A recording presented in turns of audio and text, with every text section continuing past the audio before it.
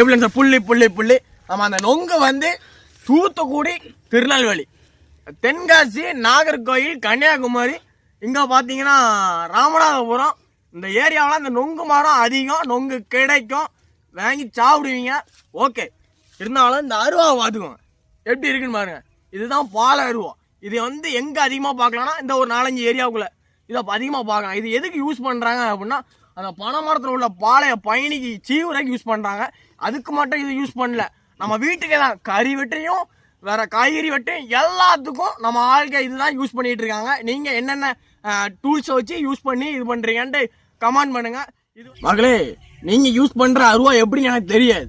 இப்போ ஒரு பிளேடு கடையில் வாங்குறீங்க, அதை வச்ச உடனே ரத்தம் வந்துடும். அது பிளேடுனா ஷார்ப்பாக இருக்கும். அதே மாதிரி தான் அந்த அருவா எப்படி இருக்கும் பாருங்க, முனை எப்படி இருக்கும் பாருங்க. நல்லா ஒரு மரத்தில் ஏறம் போய் பாலையை தீட்டும் போது தான் தீட்டிடுவாங்க.